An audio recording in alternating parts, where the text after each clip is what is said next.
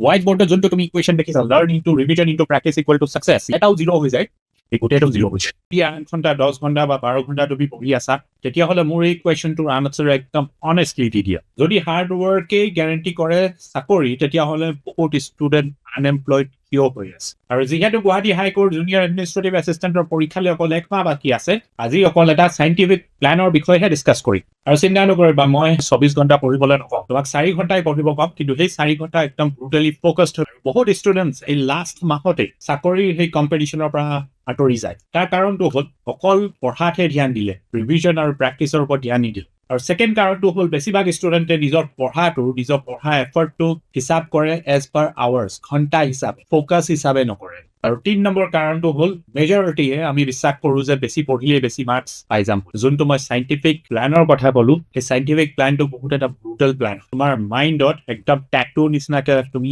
আঁকি লোৱা। সেইটো হ'ল learn into revision into practice equal to success. যদি কোনোবা এটা পাৰ্ট জিৰ' হ'ল, গোটেই ইকুৱেশ্যনটো জিৰ' হৈছে। আৰু সেইটোৰ কাৰণে লাষ্ট মান্থতে পৰীক্ষা হোৱা আগতে বেছিভাগ ষ্টুডেণ্ট ফেইল হৈ যায়। তাৰ কাৰণ হ'ল লাষ্ট মান্থৰ প্ৰিপেৰেশ্যন ডিপেণ্ড কৰে এই গোটেইকেইটাৰ balance of learning, balance of revision and balance of practice.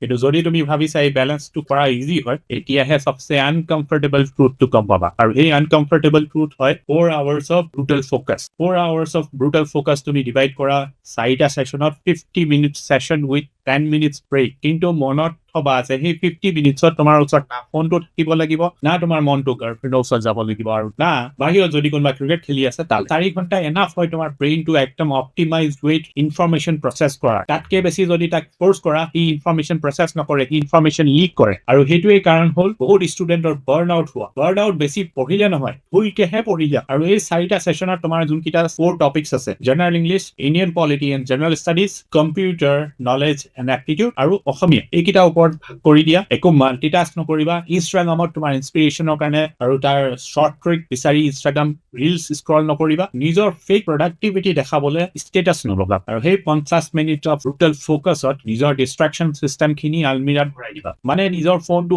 Aeroplane মোডত থৈ তাত কোনোবা এটা বক্সৰ ভিতৰত তলা মাৰি দিবা। আৰু নিজৰ ছেশ্যনটো মেজাৰ কৰিবলৈ এটা ফিজিকেল টাইমাৰ লৈ। আৰু যদি তুমি ভাবিছা যে নিজৰ ফোনৰ টাইমাৰহে ইউজ কৰিম, তেতিয়াহ'লে সেই টাইমাৰৰ পৰা তুমি কেতিয়া ইনষ্টাগ্ৰামত ৰিলছ স্ক্ৰল কৰিবা গমেই নহয়। সেইকাৰণে ফিজিকেল টাইমাৰ এটা লৈ প্ৰথম 5 মিনিট তোমাৰ ব্ৰেইন পেনিক কৰি, সেইটোৱে হয় উইথড্ৰয়েল চিম্পটম। কিন্তু ফ'কাছ আৰু ডিচিপ্লিন ইজিত ন। তুমি সেই ডিছকমফৰ্টৰ মাজেদি তোমাক নিজকে পুছ কৰি যদি লৈ যোৱা, তেতিয়াহে ফ'কাছ আৰু ডিচিপ্লিন মানুহৰ লাইফত দেখা যায়। ছেকেণ্ড আমাৰ ষ্টেপ হ'ব, পুৱা 15 মিনিট আগত আমি আমাৰ যিমানকেইটা স্ক্ৰীন আছে চব অফ কৰিম, চকু বন্ধ কৰিম, আৰু যিমানখিনি তুমি টপিকছৰ বিষয়ে পঢ়িলা, যি চেপ্টাৰ্ছৰ বিষয়ে পঢ়িলা, তাৰ মাজেদি এটা জাৰ্ণি নিচিনাকে যাবলৈ চেষ্টা কৰিবা। প্ৰতিটো পইণ্টত, প্ৰতিটো মাইলষ্ট'নত তোমালোকে কোনটো ছাবজেক্ট কেনেকা পঢ়িলা, কাক লগ পালা, কোনটো ৱৰ্ডক লগ পালা, কোনটো আৰ্টিকেলক লগ পালা, তাৰ লগত আকৌ এবাৰ হাই হেল্ল' কৰিবা। বহুত কেইটা জেগাত তোমাৰ মাইণ্ড ব্লেংক হৈ যাব, বহুত কেইটা জেগাত তোমাৰ মাইণ্ড নিজে ষ্ট্ৰাগল কৰিব। আৰু ইয়াতে চবচে ইণ্টাৰেষ্টিং পাৰ্ট এইটো হয় যে সেই ষ্ট্ৰাগলটোহে ইম্পৰ্টেণ্ট হয়। যেতিয়া তুমি সেই ষ্ট্ৰাগলটোত শুই যাবা, তোমাৰ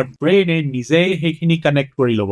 আৰু যেতিয়া তুমি ৰাতিপুৱা সাৰ পাবা, তুমি নিজকে স্মাৰ্টাৰ নিচিনাকে ফিল কৰিবা। আৰু যিমানখিনি তোমালোকে ইম্পেক্টফুল ট্ৰেইনাৰ পাবা, তাহাঁতি তোমাৰ ছাকচেছ মেজাৰেবল হয় বুলি কয়। সেইকাৰণে তোমাৰ এফৰ্টটো মেজাৰেবল হ'ব লাগে। তুমি নিজেই সেইটো হিচাপ লগাবা যে আজি দিনটোৰ 4টা 50 মিনিট ছেশ্যনৰ মই কেইটা কমপ্লিট কৰিলো। যদি অকল 2টাই কৰিছা, তেতিয়াহ'লে নিজৰ মনত এটা ডিছকমফৰ্টৰ ফিলিং আহিব। কিন্তু তুমি সেই ডিছকমফৰ্টটো ঠানি ল'ব লাগিব যে নেক্সট ডে মই সেইটো 4টা কৰিমেই। আৰু তাৰে লগত এটা মোৰ ফালৰ পৰা পইণ্টাৰ আছে যে সেই 4টা ছেশ্যন তুমি কেইটা ছেশ্যন দিনত কমপ্লিট কৰিলা, সেইটো লিখোঁতে ছাইডত এটা ৰিমাৰ্কছ বুলি কলম এটা বনাই লিখি থবা, তুমি সেই ছেশ্যন কেইটা কমপ্লিট কৰি কিমান ছেটিছফাইড হয়। যদি তোমাৰ সেই এটা ছেশ্যনত তোমাৰ ডিষ্ট্ৰেকশ্যন বেছি হ'ল, সেইমতে তুমি 1-10ৰ মাজত এটা নাম্বাৰ দি থবা। যদি 10 হয়, then you are completely satisfied with what you have studied. আৰু এইটো নিজৰ জাৰ্নেল এখনত বা কপি এখনত লিখি যাবা, তেতিয়াহ'লে নিজেই দেখিবা যে তোমাৰ ছেশ্যনছবোৰ বহুত লাহে লাহে প্ৰডাক্টিভ হৈ গৈ থাকিব। তোমাৰ ষ্টাডিবোৰ বহুত বেছি ইফেক্টিভ হৈ যাব। তোমাৰ